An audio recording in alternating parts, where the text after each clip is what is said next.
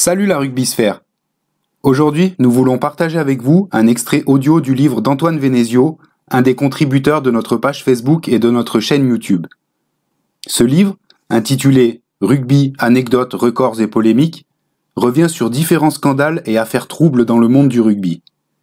Il revisite également, en détail, les carrières de joueurs mythiques.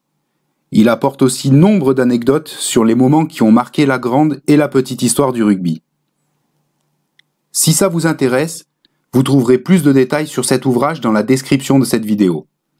Comme d'habitude, si vous aimez nos contenus, abonnez-vous à notre chaîne, partagez et likez, ça nous aide beaucoup à être visibles en ligne. Venons maintenant au sujet de cette vidéo. De nombreux joueurs sud-africains des années 90 ont été emportés prématurément dans de terribles circonstances au cours des 2 dernières décennies. Qu'en est-il exactement ? Le 6 septembre 2019, l'ancien ailier sud-africain Chester Williams, champion du monde en 1995, symbole de la nation arc-en-ciel, icône d'un pays à nouveau uni, est emporté à 49 ans par une crise cardiaque.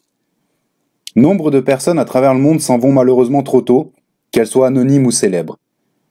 Cependant, le nombre de joueurs ayant porté le maillot des Springboks dans les années 1990 et décédés prématurément est anormalement élevé. S'agit-il d'une tragique et fortuite loi des séries, ou y aurait-il une autre raison à ces disparitions ? En juillet 2019, 2 mois avant la disparition de Williams, l'autre ailier champion du monde 1995, James Small, est lui aussi terrassé par une crise cardiaque à 49 ans. En février 2017, Jos van der Westhuizen, l'un des meilleurs demi de mêlée de tous les temps, rend son dernier soupir à l'hôpital de Johannesburg.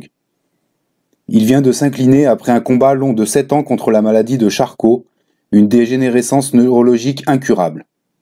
Il a 45 ans, à peine. En 2000, les médecins diagnostiquent une tumeur cérébrale au puissant flanqueur Ruben Kruger. Malgré plusieurs opérations, il s'éteint en janvier 2010 des suites d'un cancer du cerveau, à seulement 39 ans. À ces 4 champions du monde 95 disparus, s'ajoute le nom de celui qui les a menés au titre, George Kitch Christie, décédé d'une leucémie en 1998 à 58 ans. Amère anecdote, c'est au cours de l'une de ses hospitalisations, en 1997, que les dirigeants du Northern Transvaal, qui l'entraînent, décident de lui signifier son renvoi. Il convient également de ne pas oublier le 3/4 centre Tinus Lini, 9 sélections entre 1993 et 1994, également emporté par la maladie de Charcot en 2014, à l'âge de 45 ans. Enfin, le puissant et rapide André Venter, 2e ou 3e ligne L, 66 caps entre 1996 et 2001, est actuellement aux prises avec la myélite transverse. Cette terrible maladie neurodégénérative le cloue dans un fauteuil roulant.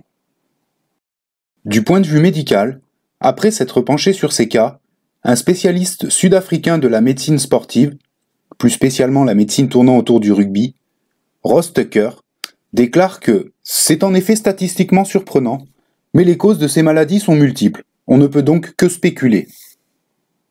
Retour dans les années 1990. L'Afrique du Sud du rugby possède alors une véritable culture de la puissance physique. Les adolescents qui aspirent à faire une carrière font déjà de la musculation à haute dose pour se démarquer d'une concurrence féroce. À la même période, dans l'hémisphère nord, certains joueurs internationaux n'ont encore jamais soulevé un haltère. Le constat est flagrant dans les rencontres internationales, où les Springboks écrasent physiquement leurs adversaires. La prise de masse physique s'accompagne d'une médication omniprésente et poussée, quasiment institutionnalisée. Aucun joueur n'en fait ombrage. Le célèbre flanqueur et capitaine François Piénard écrit dans ses mémoires qu'avant 1992, la plupart des joueurs tendaient la main lorsque la boîte à pilules de stimulants circulait avant les matchs. Certains champions du monde 1995 affirment également, lors d'une interview donnée en 2014, qu'ils recouraient à l'emploi de vitamines, uniquement des vitamines et non des produits dopants, que le médecin injectait directement en intraveineuse. Le titre de 1995 allait bien au-delà d'une simple victoire sportive. Il s'agissait également d'un élément fédérateur important pour une nation en quête d'unité. Il devait et doit rester exempt de tout soupçon d'irrégularité et de scandale.